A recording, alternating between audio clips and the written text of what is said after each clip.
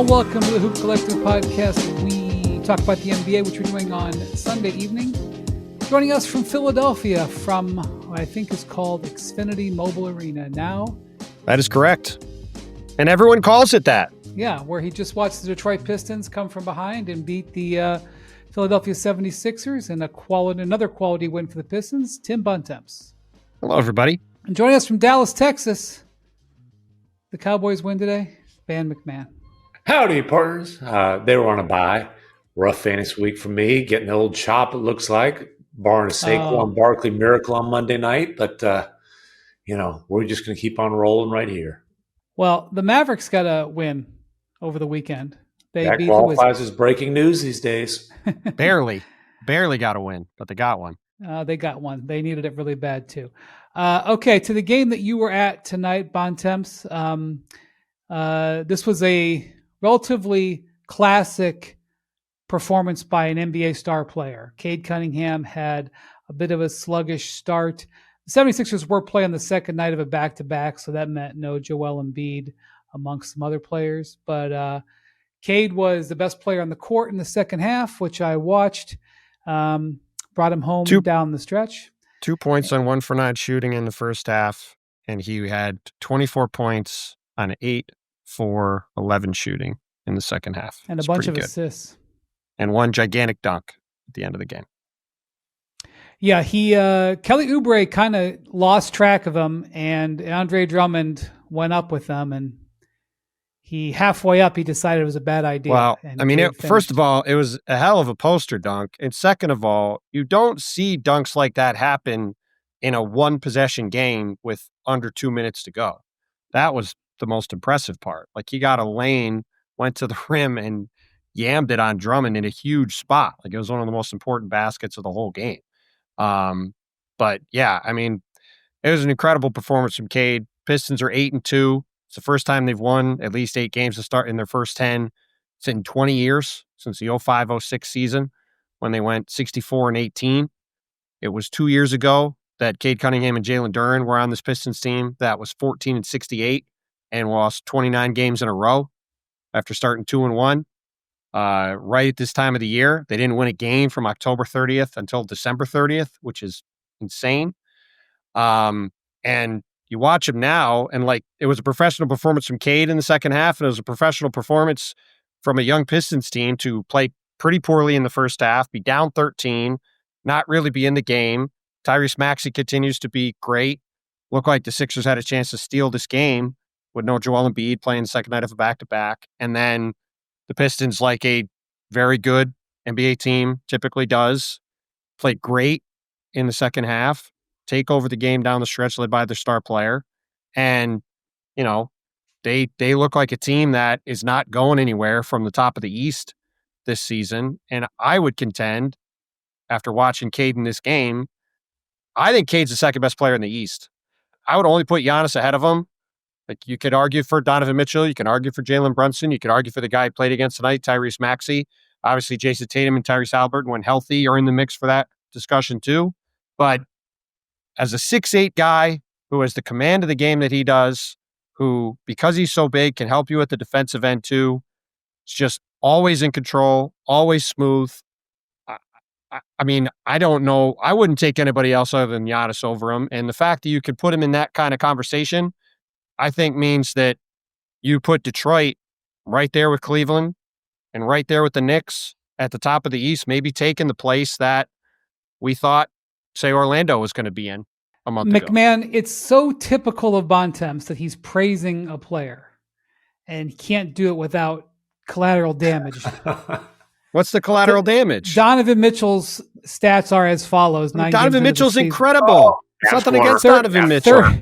31 points per game, 53% shooting, 44% on 3, 5 assists, 1.6 steals. That's the guy he played against tonight. I don't know if Tyrese's numbers in front of me, but he's about averaging 34 a game and on good efficiency, and has been awesome too. The Cavs will claim the highlight of the weekend. MacMahon, did you see what happened to? No, poor Josh Giddey. It was a rough moment. Yeah, DeAndre Hunter crossed him into limping off the floor before they literally the Bulls had to call timeout because they thought there was a chance that Josh Giddey actually broke his ankle on Saturday night. And then after he sent Giddey to the floor, DeAndre Hunter dunked it on Patrick Williams' head. It was a great play, even it's without a heck of a play. Yeah. See, and we try to give the Pistons some love, and Wendy's got to drag it over to Cavs. Well, you can't let anybody talk about Detroit. He just Well, I'm prepared to keep talking about them, but he just batted Mitchell aside. Again, I'll take in that conversation, but he's in the conversation for sure. The point, I actually, as much as I hate to do it, I have to agree with Bontemps. Right now, the only guy in the East who's clearly making a bigger impact on a night-to-night basis than Cade Cunningham is Giannis. We can debate some other people, but Bontemps, you said incredible performance by Cade. He got 26 points, 11 assists. Also, kind of just another night at the office. Yep. That's what he's doing on a regular basis. And Jalen Duren, another monster double-double in this game, 21 and 16. There's a very short list of bigs who have the combination of athleticism and power that Jalen Duren has. Let me also just remind you of something. Jalen Duren doesn't turn 22 until later this month. He's never going to be the kind of, he's not going to be Joker or Embiid where you run offense through him. But we are watching Jalen Duren morph into a star, a complementary type of star, but a perfect fit next to Cade Cunningham. And Cade lifts everything that he does well, and he enhances all of Cade's game offensively. Those two as a duo are on the short list of the best duos in the East as well. Jalen Duren this season, what did he have tonight? Bontemps? He had 21 and 16, and obviously there's no Embiid, and Philly's kind of a small team. But watching him in this game, I was reminded of Steven Adams in that Duren is Adams doesn't score like that. No, but what I mean is, like, when you watch the Pistons play, A, Duren just hoovers up rebounds, and B, guys just bounce off him. Yes. Like, he's just an absolute cinder block of a guy on the low block, and he doesn't get moved by almost anybody. And it's incredible. Like, his physical presence inside, it reminded me of watching Steven Adams, who is about as strong a dude as we've seen in the league in a generation, probably. Duren has a 24.18 rebound game this year, a 21.13 rebound game, a 33.10 rebound game, a 22.22 rebound game, a 30.11 rebound game, and then tonight, 21 and 16. He's averaging 19 and 12, and the 19 is a big boost up. And again, it's not just all off of, a lot of it's off of just pick and roll finishes and putbacks, but he's got a nice little touch around the basket too. Like, this guy, he bet on himself. I don't know what the offer was that was on the table in extension season. He bet on himself, and I think it was a pretty good bet. He was 5 of 7 at the line tonight, Bontemps, which I think was second on the team after Cade. He's averaging 6 free throws a game so far. That's twice as many he's ever averaged, and he's shooting 86% on them. Yeah, so that's something he's added to his game too. And the Pistons really, like, I was talking to Duren about it after the game. Like, they have the identity of the classic Pistons teams, right? They're not an awesome offensive team. They do miss Malik Beasley shooting. Duncan Robinson has been fine for them. But Malik Beasley had a historic 3-point shooting season last year. I think they ranked 16th on offense after today's game. But they're third in defense. Duren immediately talked about the physicality they play with and the toughness and the grit they play with, which, as we know, both those great Pistons teams from the last generation, from the 2000s, 20 years ago, and obviously the Isaiah Thomas Bad Boys Pistons, those are what those teams were built on. Very good depth across the roster and big physical, we're going to maul you play. And they're fun to watch. And like, every time as the game got down towards the end tonight, Cade never got sped up. He got to his spot every time, got one good look after another. And I mean, it was great to watch him and Maxey go back and forth. Maxey's had an incredible season, but that size at 6'8", to be able to handle the ball the way he does and do the things that he does, it's just such a rare weapon. And it makes him awfully dangerous, and it's made the Pistons awfully dangerous, a lot faster than I certainly thought they were going to be. And a big 6'8". Like, he's not, like LaMelo Ball is 6'8". LaMelo Ball is skinny. 6'7", he's sir. Whatever. 6'7", 6'7". Cade's about 3 LaMelo Balls of right. Of My person. point is, he's like Luka in the sense of obviously great handle, can score all over the floor. He's not the passer that Luka is, but a very, very good passer. And just they can physically bully almost any guard defender. So in the last play of the game, the Pistons were up by 3, and the 76ers ran a relatively elaborate final play. Not maybe elaborate by NBA play standards, but certainly elaborate by last shot standards. They moved the ball from side to side with the intent to get Maxey with the ball on the move. The Pistons defended it perfectly and put it through a double team at Maxey, and he got a reasonably good shot off, but it was only off of a scramble. They played excellent defense on the last possession to secure the win as well. So, they're doing really well. And also, Bontemps 4-1 on the road. Yeah. This hasn't been an unbalanced schedule in their favor. No, and if you look at where they're at, we've talked about the ups and downs the Knicks have had and some of the injury issues the Knicks have had. We've talked about Cavs Corner and the injuries that Cavs Corner is dealing with. Obviously, Darius Garland is back. That's been good to see, but they've needed some Herculean performances from Donovan Mitchell to escape with some wins early. Is there a world? Can we see a world where Detroit is the top seed in the East? Is that a real thing? Kind of feels like it could be a real thing right now. Not saying they're going to win the East necessarily, but obviously they're off to a great start. The Knicks. I know they beat the Nets on Sunday. I'm not going to celebrate that. I will say that the Knicks put up 134 on Brooklyn, and the Knicks have won 4 in a row, and these are their last 5 games in scoring. 125, 128, 119, 137, 134. Yeah. So the Knicks are powering up. And a lot of injury questions, though. They've played an unbalanced schedule. The Knicks are 6-0 at home and 0-3 on the road. So, to me, it's just more by about the Doug Moe standings. The Pistons are in good shape. To me, it's just more about the way the teams are set up. And look, I think there's a lot of work for Detroit still to do. I mentioned earlier, they're still in the middle of the pack in offense. They are. I know you guys talked about it on the pod on Friday with Vinny and Slater. I think they are extremely interesting, maybe the most interesting team in the league from a trade acquisition standpoint between now and the deadline. Do they potentially go get another guy to get buckets next to Cade, to go with Duren, to go with Asar Thompson, who I haven't even talked about, with Ron Holland, their 5th pick last year, who's playing real minutes for them, to try to give them some more of a boost at that end. But you look at all the injuries the Cavs have. You've got Karl Towns dealing with this quad thing. Josh Hart's dealing with this finger thing. Mitchell Robinson's status is always up in the air. There's just a lot of questions with those teams. And the Pistons are young and got pretty good track records of health. And they've got a clear identity that they're leaning fully into. It's just very interesting. We and a lot of other people thought that Atlanta and Orlando made leaps this offseason. And we thought that they were going to be top half of the East playoff picture.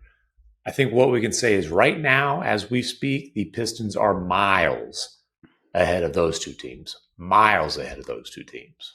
Well, in the leap, those teams, like Orlando goes against Desmond Bane, right? Obviously, that has not worked. They had a very poor loss today to Boston. Atlanta has had a lot of injuries, and they're figuring stuff out. But the leap the Pistons have made has been internal, right? Duren has taken a massive leap. Thompson's taken a leap, and Cade has built. They had a bunch of cap space this summer that they didn't.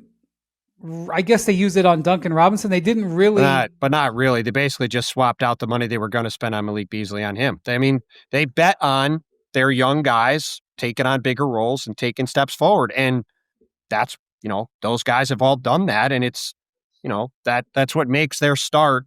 It's only 10 games. There's a lot of work to do. I thought they had a pretty mature response to it after the game as a group, but if you're a Pistons fan, it's been a long time since you could be this excited. But I think there's a lot to be excited about in Detroit. I have yet to visit.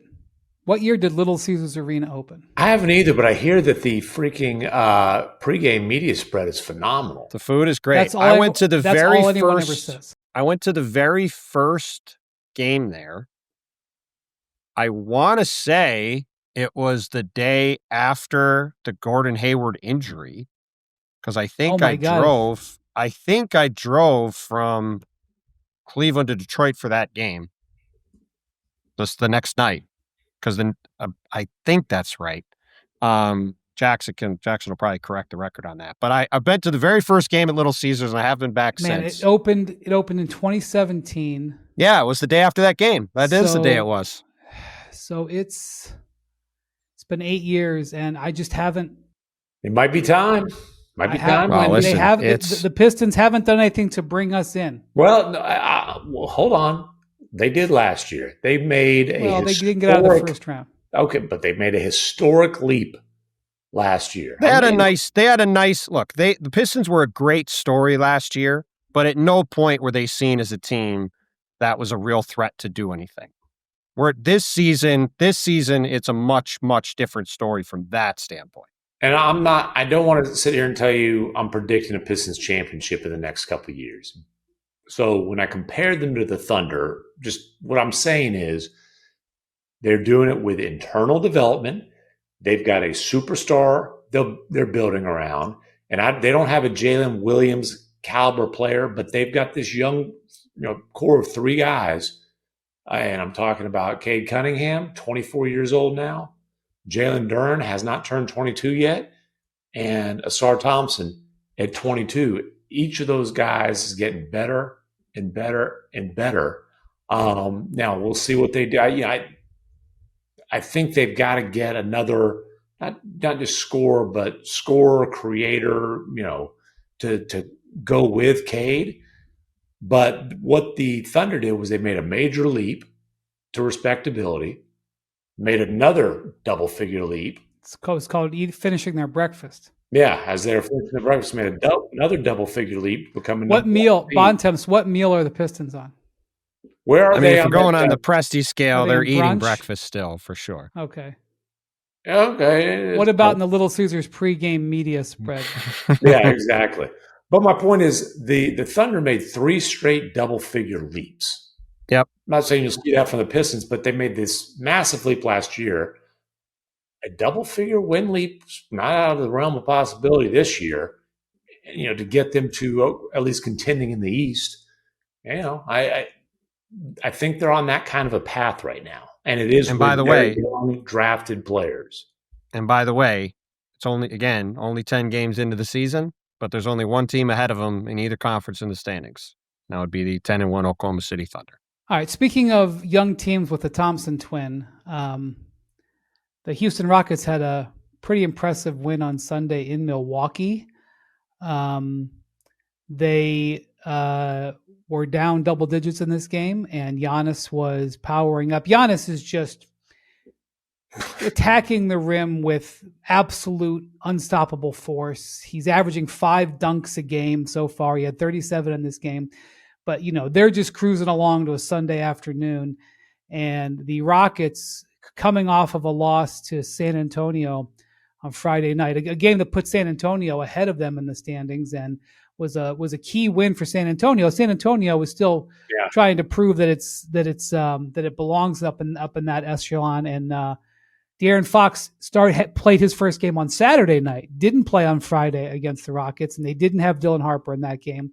Stephon Castle was awesome. Victor was himself. They win that game. And Udoka, as he does, called out his team afterwards. Lit him up. Which he does with a low controlled way that is somehow more scary than if he would yell.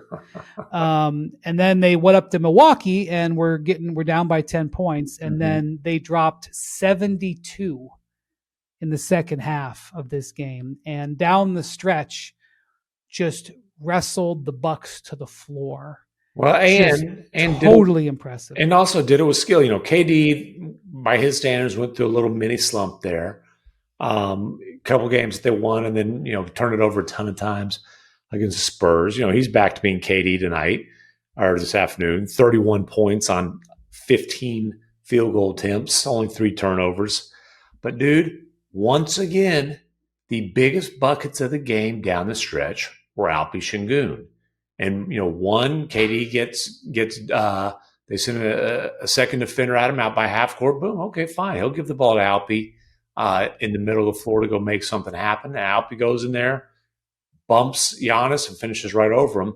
And then the second one, Giannis was frustrated, I believe, because he kept bricking free throws in crunch time. Yes, they didn't. They couldn't make a basket near the end of this game, and Giannis was a part of the reason why. Yeah, and then he tries to get up in Şengün's stuff when Şengün's got the ball, I don't know, 30, 35 feet from the hoop, and he's trying to just take his cookies.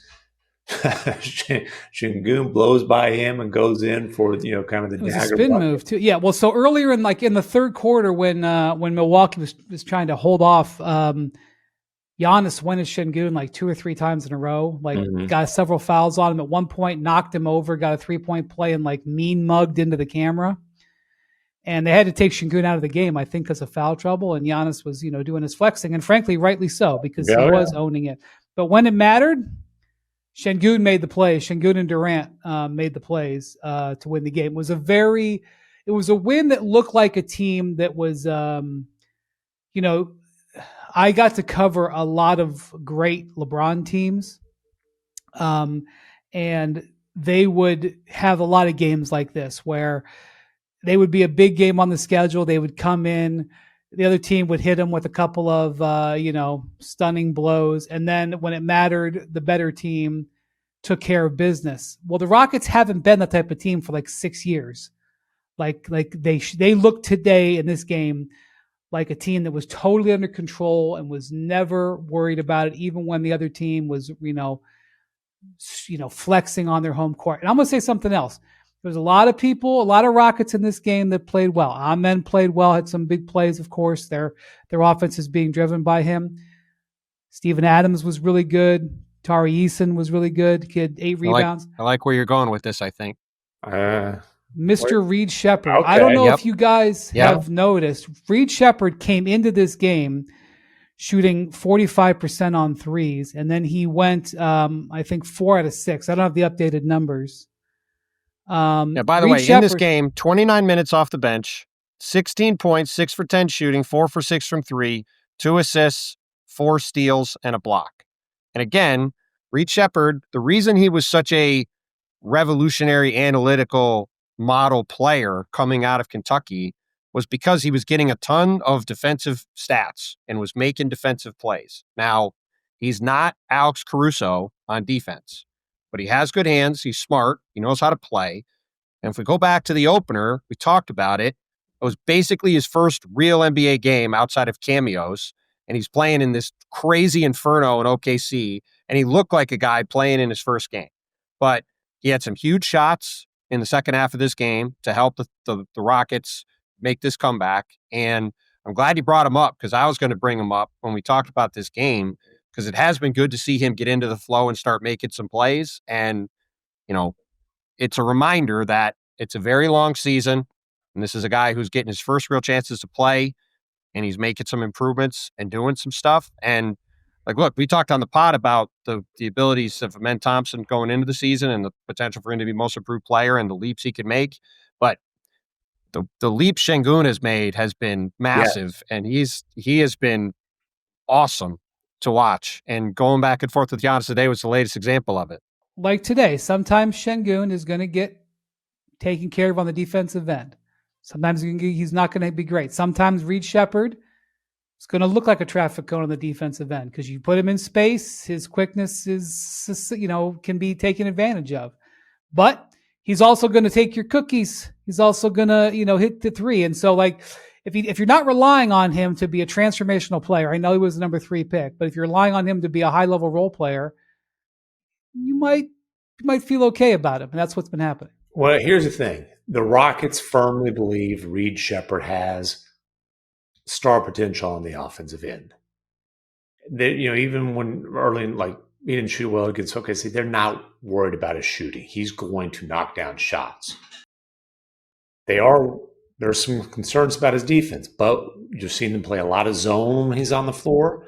And look, if he's shooting the ball like this, making plays like this offensively, then it more than justifies having a scheme to protect him defensively, right? You're not going to run the switch everything stuff a lot with Reed Shepherd. Probably not going to happen, because he's just not good enough as an on-ball defender right now. Maybe he progresses to the point where he can. If you're shooting it like this, you can mix it up with zone. You can do things to protect him, and it makes plenty of sense. And he's in a role where he can come off the bench and be that type of kind of instant offense bucket getter. But Sengun has made a big leap, and all you need to know is KD is more than happy to let Sengun get the rock if he's got the matchup, or if they want to throw two bodies at KD. More than happy to give Sengun the rock down the stretch.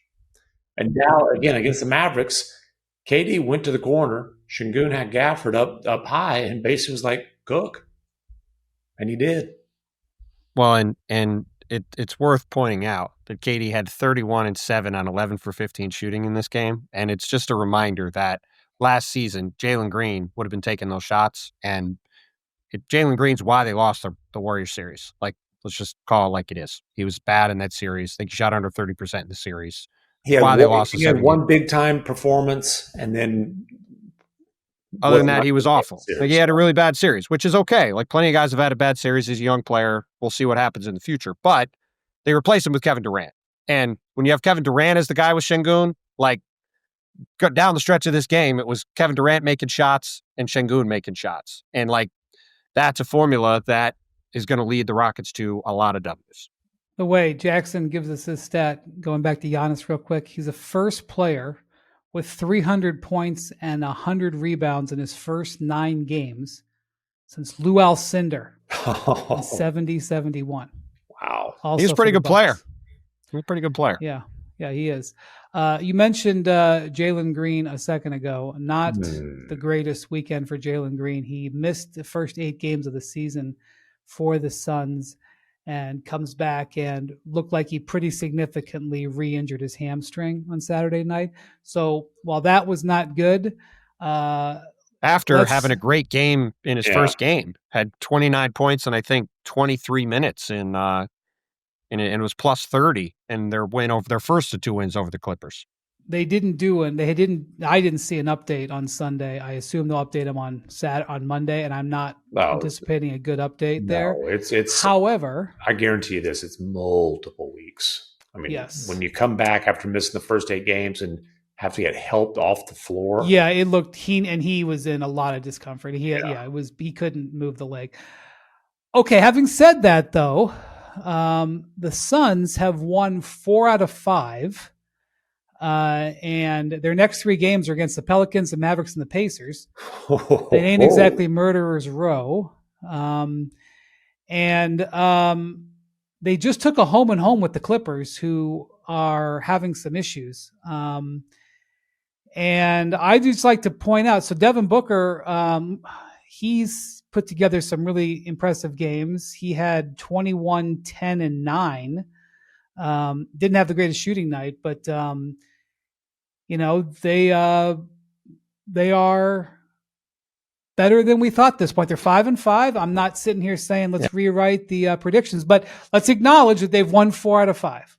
Yeah, I mean, so far they have beaten the Jazz, the Kings, the Spurs, great win over the Spurs, and then this Clipper team twice. And to me, the bigger question is, out of these games, like, Phoenix played well. They've had a nice start. They're probably, like you said, they really should be 8-5. Like, if they're 8-5 in a couple of days, then okay, like, maybe they could surprise people. And Book has been awesome. It's been good to see him back to playing like an All-NBA player again when he wasn't at that level really last year. The question to me is, like, are the Clippers in real trouble? Like, yes, they look extraordinarily old. And they here's are. the thing: if you're going to Well, be I know, but if you're going to be old and slow, you better not be sloppy. They rank near the top of the league in turnovers committed. They give up more points off of turnovers than anybody. I mean, when they the turn it transition over, defense is still a problem despite the shirts. exactly. When they turn it over, it's a gift because they can't get back. I mean, they are creaky, and now Kawhi is out for Well, that's the who other thing. knows? So Ty Lue, it's an ankle sprain, and he was asked by one of the media members, "Is it a high ankle sprain?" And he goes, "It's an ankle sprain." I don't like high ankle sprains on anybody, much less Kawhi Leonard, and I don't like non-timelines. Ugh. Yeah. And so that's a thing. Well, and Bradley Beal has been rough. Chris Paul has been awful. I thought coming into the season, I was high on them because I thought they had 11, 12 guys who could play, and they probably always have 8 or 9 of them available. But they also were relying on a lot of old guys. Brook Lopez, Chris Paul, Nick Batum, Beal's obviously played a lot of minutes, Harden and Kawhi. Like, it's a very old team, and there was at least a chance that they would sort of become a pumpkin overnight. And it's still early. We'll see. Small sample size theater and all that. But they look like a team that's pretty old. Let me say 2 things about the Clippers. Number one, last year they were the number 3 defensive team in the league. That team, just about everybody they put on the floor defended. They defended as a team. They defended no matter who was healthy. Mm-hmm. Even James Harden, despite his limitations, at times you could tell he was trying to give it the college try on defense. They were successful because they defended. So far, small sample size, etc., they're 27th. Eesh. 3 to 27th is no good. I ain't going to get it done. Now I'm going to give you stats. Name this player. Oof. Okay. 23.3 points. James Harden. 662 or 46% on threes on 6 a game. Oh, I know who this is. 94% at the line on a career high 7 a game. Powell. That would be one Norman Powell. That is Norman Powell. Yeah. And it's not that John Collins is playing poorly. He's doing okay. He's not scoring, but again, that's not really his role. But it's that Bradley Beal's playing poorly because Beal wasn't part of the trade, but the trade's made with the assumption that the trade was it wasn't an assumption. The trade was John Collins and Bradley Beal for Norm Powell. Now, he wasn't technically in the trade, but they made the trade because they were getting Bradley Beal. They thought they could get 80-90% of Norman Powell's production from Beal and then get Collins as a really nice piece off the bench. Collins has been a really nice piece off the bench. Beal ain't holding freaking Powell's jock with a wheelbarrow right now. Beal he has played 6 games. He is averaging 8 points on 37% shooting. He's shooting 37% on threes as well. 8 points. Clippers are giving up the league's almost 24 points a game off turnovers, most in the league. Assuming that I can make it to Los Angeles on Monday, I'm going to go see the Clippers play Monday and Wednesday. Monday they play the Hawks. Wednesday they play the Nuggets. I saw them play the Thunder for a quarter. They look good. Well, as you guys know, I was really excited about this team in the preseason. I was too. So was I. I was high on them. I thought they were going to be good. You had to pencil in some Kawhi missed games. Sure. But the design of the team was that they were supposed to be a little bit more resilient, primarily because they can defend. Well, and James Harden has always been, whatever else you want to say about James Harden, he's always been a regular season innings eater and wins machine. And he was last year. And like the expectation was that was going to be the case again. And again, it's a long season. It's only 9 games. There's plenty of time, but it is definitely concerning to see a team with this many old players looking this old through the first 3 weeks. And by the way, Zubats has not been bad at all, but can we revisit your all NBA prediction? Let's not. Yeah, let's not. This is Window exactly decided to make a prediction, and It had been a might not come to long, fruition. barren off season, and I saw an exhibition game that excited me for the first time. And you were really fired up. That was such an anti-Brian position to be over the moon about an exhibition game and making predictions on top of it. I was so happy about that game. By the way, the Nuggets, it was against the Nuggets. The Nuggets looked great, which I didn't make any outrageous predictions about the Nuggets, but I felt really good about what the Nuggets looked like. By the way, can we just talk real quick about something? I want to read some Cam Thomas stats. Can I read some not Cam Thomas? I'm sorry, Cam Thomas out. Cam Thomas is out for a week. Doing that for? Not that. Another Cam who used to play on his team, Cam Johnson. Yes. Cam Johnson stats. No, they're not good. Cam Johnson through 9 games this season is averaging 8 points per game. He is shooting 37% from the field. He is shooting 23% from 3. I expect Cam Johnson to start making some shots, but I think it's pretty concerning that we're this far into the season and he has been this much of a non-factor for Denver, given the outlay they paid to get him. I would be much, much more concerned if the Nuggets weren't 7-2 with the second best point differential. Can I read some Aaron Gordon stats? I mean that's. Aaron Gordon and Jamal Murray. Aaron Gordon and Jamal Murray have been incredible, and they've been off to a great start. So it's sort of flown under the radar, but it has been a rough start for him. Now, again, if those guys are all healthy and playing great, it might not matter at all. But it's just been interesting to me. I'll tell you what, Tim Hardaway Jr. has been one hell of a vet minimum pickup. Yeah, he's making threes. So Jokic is taking 5 fewer shots per game, and he loves it. Shooting 64% from the field. Now, he shot 63% a couple years ago, one of the MVP years. So he has touched this before, but last year, there were times when he struggled last year when he shot 57%. But he's leading the league in rebounds and assists. He's almost got a 4 assist to turnover ratio. 11.9 assists per game to 3.1 turnovers again. 3.8 assists to turnover. Crazy. This is how Joker wants to play. He doesn't want to have to feel like, dude, I gotta get 30 to get a chance. He wants to take 14, 15 shots a game and have a dozen assists. He's averaging 11.9 assists per game.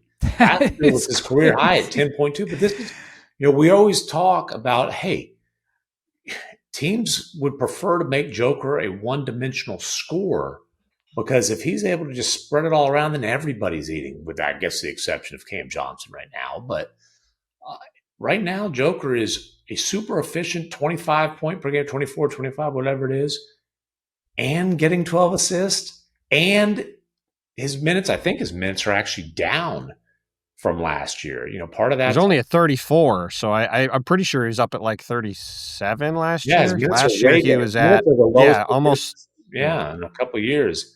They're down almost 3 a game. This is exactly the way that Joker wants to play. It gives him a chance to stay fresh all season, be fresh come playoff time. And again, he doesn't want to take 22, 23 shots in a game. MacMahon, guess the player. I'm going to read another stats. Guess the player. Okay, what do we got? 7.6 points a game. 31%. Or actually 26% on threes on 6 a game. Come on, man. This is Klay Thompson. Damn, you're hot. Yeah, no. He's cold and you're hot. Brother. And he was sick in Washington one game after being scoreless in Memphis, which was his second game coming off the bench. And the decision to bring Klay off the bench has gotten buried by all the feces that's flying around the Mavericks right now. But, dude, it was like, I'm just telling you, man, that was a big, big thing. And, he said the right things afterwards. I wasn't at that game, but the Dallas Morning News talked to him. He said all the right things, but we all know, everybody who knows Klay knows how much pride he has. And, man, coming off the bench for Golden State, he was miserable. And he was pissed. Now, the Mavericks recruited him to Dallas. which, by the way, that contract, he's owed about 34 mil this year, next year. Ooh, it's looking rough. But they recruited him to Dallas. I mean, they couldn't offer him as much as the Lakers did, with the promise that he would be coming off the bench. And in his defense, one of the major reasons. Promise he'd be starting, I think. I'm sorry, meant, right? my bad. Promise that he'd be starting. Promise that he would have a starting job. And he started the first 79 games he played for the Mavericks, 81 if you want to include the playing games. So it was like, I knew they were thinking about it, but this was a big decision for J. Kidd to make because, frankly, you risk just flat out losing Clay mentally. It's going to be a challenge for him to stay in it mentally, but he was so bad. They had to make this move. Now, D'Angelo Russell, Sirs, he was minus 18 in a win over the Washington Wizards. He's had one good shooting game for the Mavericks, but just to get a point guard on the floor to take that burden off of Cooper Flag. After what I saw in that game against New Orleans, I kind of support it. No, they had to take the burden off of Cooper Flag's shoulders in terms of being the primary facilitator. Clay, just the production was so bad, and honestly, his best game this season was his first game off the bench, but that was a big deal. But man, there's just dude, there's a whole lot of things that ain't good with the Mavericks. And hey, at this point, I believe it is a matter of when, not if, Nico Harrison will be fired. And there is a very, very strong likelihood that will be mid-season. Maybe they can get things turned around. Maybe his seat can go from sizzling to, a more normal temperature. But, I always say, dude, every time I think that they've hit rock bottom, they find a way to drill deeper. And they almost lost to Washington. They won. That would have been drilling. That would have been drilling all the way down to Hades, and that's about how hot Nico's seat is right now, fellas. Well, their two best players are out. Okay. Breaking news: they knew Kyrie was going to miss the first half of the season or so, and your big move this summer was to go to get D'Angelo Russell to replace them on a temporary basis. Also, why do they have such a void for playmaking and offensive creation on this roster? So, I mean, come on now. It's blown up in his face. It's blown up in Patrick Dumont's face. After that Luka trade, Patrick Dumont, one of his infamous quotes was, "In Nico, we trust." I'm just telling you, the trust is disintegrated at this point. Anthony Davis wanted to play Saturday in Washington. He'd been gearing up to that. Practice Thursday, doubtful, then sat Friday in Memphis, upgraded to questionable. That we all see that's the normal track to bringing a guy back from injury. There was internal disagreement about whether that was a good idea, and there was a lot of opinions voiced in that. Ultimately, they decided to hold him out in Washington. We'll see if he plays Monday against the Bucks. He's questionable again. One of the opinions that was, I don't know if it was a veto. I don't know how heavily this opinion weighed in, but one of the opinions that was involved here was Patrick Dumont's. Patrick Dumont went from blind faith in Nico to now weighing in on whether a star can come back from injury. That's a pretty significant. Well, it's because last year he tried to play through the injury when he came back, when he played to play his first game, and it was borderline, and he made it worse. I mean, I'm not saying I don't know about the owner being involved. I'm just saying, I might ask some questions too. Right. And so let me ask you this: why do you think Anthony Davis rushed back last year to play in that home game against the Rockets? Okay. Why would he rush back right now? Well, pretty bad idea. I see what you're doing. Why would he do that? So, especially, we're talking about a calf strain. You don't. Definitely not. With those things. And my understanding is that there were people with the Mavericks medical staff that were saying, we cannot rush this guy back. That Dumont certainly agreed with that.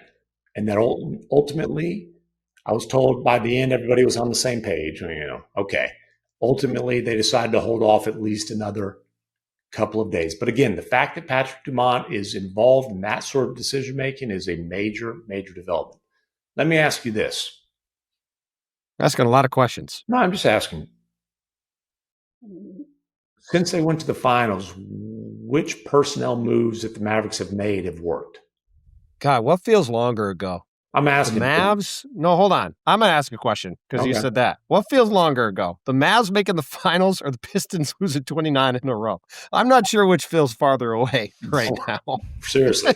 But we just mentioned Cooper Flag with the number 1 pick. That was. I would say the plan of getting Cooper Flag in the lottery worked out great. I would say that's good. Favors the bold. You're starting to see. I would say Brandon Williams, nice pickup. Okay. I would say. I'm trying to think of what are my other options since the finals. Klay Thompson. I don't like that. The Luka trade. Well, I mean, sure. The worst trade in history of the league. I don't like that. Trading Quentin Grimes for Caleb Martin. I don't like that. Who flunked the physical. You still went through the trade, and then you couldn't, as your team's falling apart, sign guys even to a 10-day because you got so bumped up to the apron. I don't like that move. I guess the Najee Marshall one's been okay. But that's a good move. I like Najee Marshall. That's good. My point is there's been some pretty epic disasters here. By the way, Caleb Martin's averaging But they lost Derek Jones when they got Najee Marshall. I liked that Najee Marshall deal. I thought that was okay. I think that's a good move. I'll give him that. There's been some massive Brandon Williams and Najee Marshall. Good. Luka Doncic, bad. And some other ones, yes. And some other ones. Now, who's going to run the Mavericks trade deadline? Well, listen, we got 3 months until the trade deadline. Let's not start doing that. What is the Mavericks trade assets? Here's one, Anthony Davis. Yeah, they should trade Anthony Davis tomorrow. Well, and listen. What are you shaking your head about? What are you shaking your head about? You're still going to argue this point now? I've heard your rationale in the vacuum. Hold on. Nico would never, ever do that. But they are in year 2 of, in his own definition, a 3 to 4 year contending window. God, that was one of the most that press conference. That press conference in Cleveland. That was one of the craziest things of all time. This is year 2. Yeah, we have a 3 to 4 year window. So year 2, light this thing on fire, right? And bro, you lucked into getting Cooper Flag.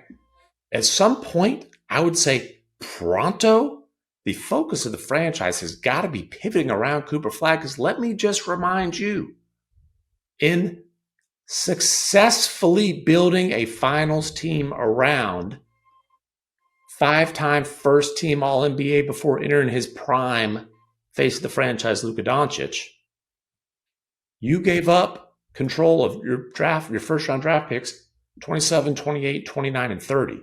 You've got this year's, and then you don't have your own again.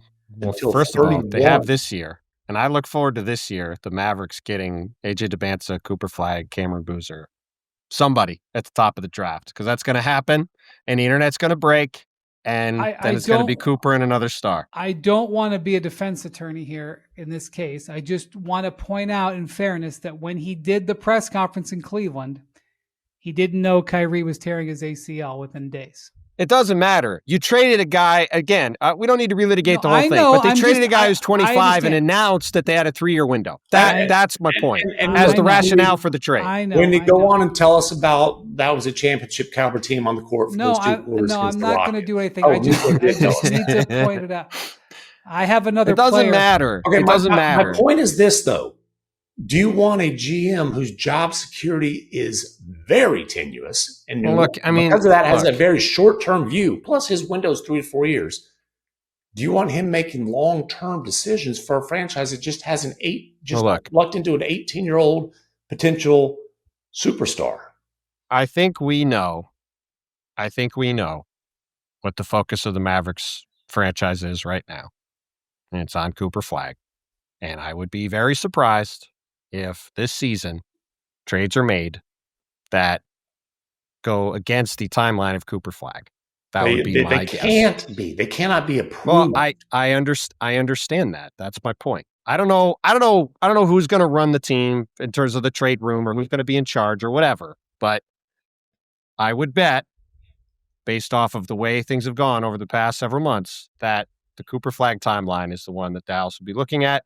And again, I look forward to the internet breaking next May when Dallas, after a very bad season, jumps up in the lottery and gets a guy to go with Cooper. And whoever's running the team can say it was also part of the plan, just like jumping up to get Cooper in the first place. All part of the plan. Yes. It's all part of the plan. I have another player for you to pick out for stats. Okay. Ooh. Averaging 19.1 points a game, 35% from the field. Ja Morant. And today, after going 2 of 7 on threes, increased his 3-point percentage from 12% to 15%. Ja Morant. More importantly, I believe he was 0 for 9 on mid-range shots in that game today, Ja Morant.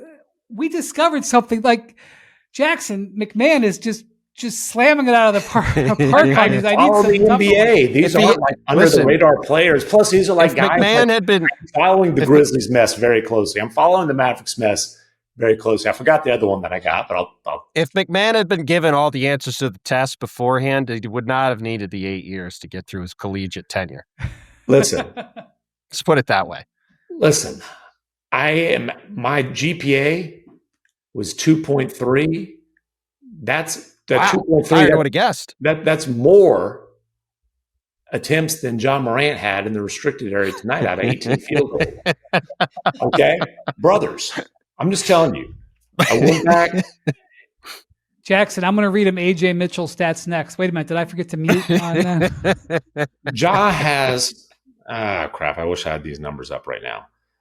He has right around 30% of his field goal attempts are, like you look on the NBA shot chart, it's the restricted area plus a little bit. It's that little circle that they have around the hoop. He's got about 60%, or I'm sorry, but less than 30% of his attempts are coming from there. In his heyday, when he, his 2 All-Star seasons, it was like 53%. And I sent you guys these quotes from tonight. Okay. These are from DeMichael Cole with the Memphis Commercial Appeal. Josh said he's getting shots he wants, no concern. Quote, "That's why I don't get too frustrated because I be in this arena. I be in the practice gym doing the same thing. Right now it's just continuing to shoot with confidence and wait for it to translate over." Dude, the opposing defense wants you taking jump shots. Breaking news. Now, they ask him like, "Hey, what about getting the rim? Like all your rim numbers are plummeting. Like they've been cut in half basically from when he was a 26, 27 point per game scorer. I'm getting no foul calls. Y'all had a whole spiel about running in there careless and getting hurt. So what now? That's what y'all want me to go back doing? Let's end that combo right here." If Ja Morant, who 4 or 5 years ago led the league in paint scoring and right now ranks 40th in the league in paint scoring, if Ja Morant isn't like league best level, isn't elite at attacking the rim, do you know what Ja means? Just average. Like he's waiting for that one. Seriously, he had that one lined up, folks. He had that one lined up for days, folks. He was ready. Get that one in there. If he is not an awesome paint attacker, he's just a guy.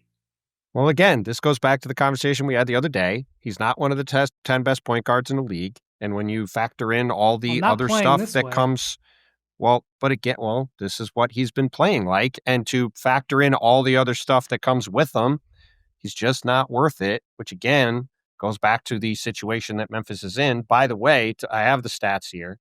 Ja is taking 71% of his shots roughly from inside the 3-point line, and he's taking 15% of his shots, 15.5 to be precise, from inside 3 feet. That actually taking Basketball Reference, right? Yes, and he's taking 30% of his shots. Right, that's before today's game.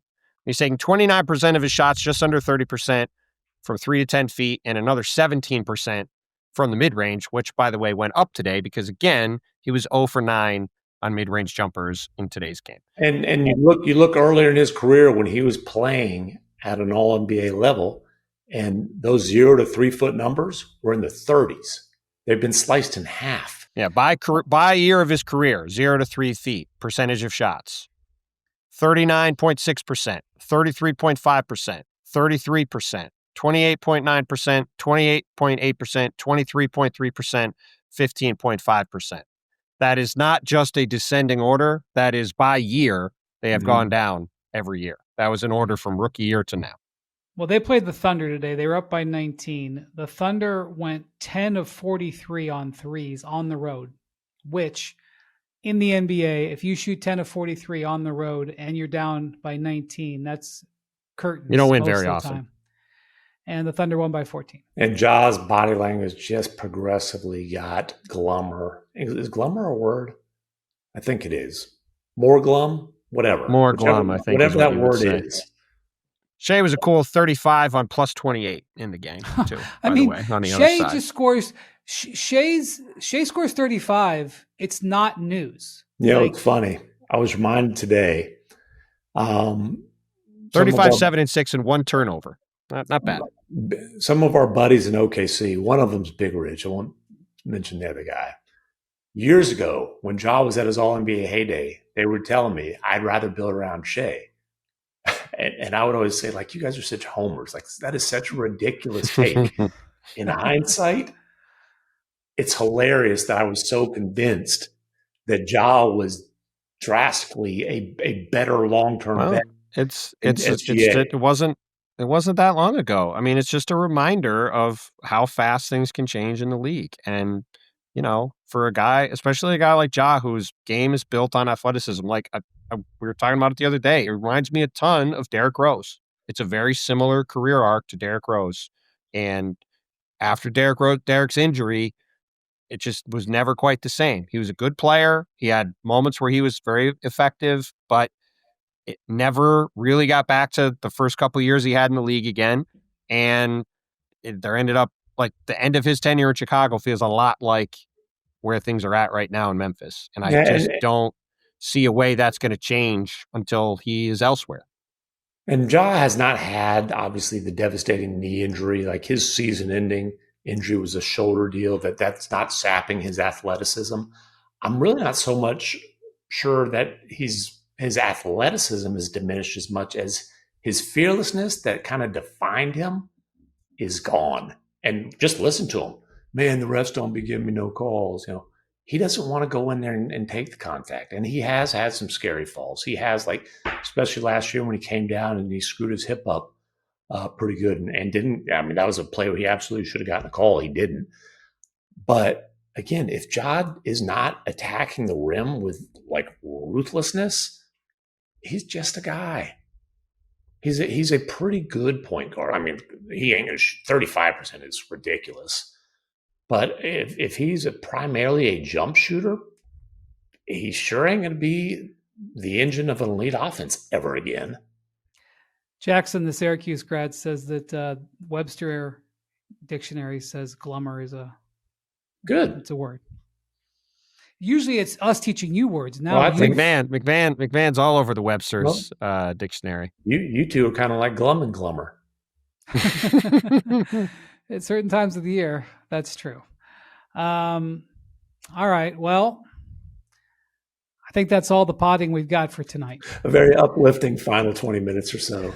Welcome to my life Bontemps right has now, to get back up 95. All right. I'm headed out to California. Please, my flight. Hopefully everybody's paid and everybody's working and they can direct the plane in. Maps have 4 home games this week. I know the city of Dallas is fired up. Can't wait for that report. Can't wait for that. Thank you to Jackson. Thank you to Bontemps and MacMahon. Thank you for listening and watching the Hoop Collective. We'll, by the way, we're on TVs on ESPN on our Wednesday pods. On the TVs. If you want to check it out depending on your provider. Thank you for watching, listening to the Hoop Collective. We'll talk to you next week. Adios, amigos.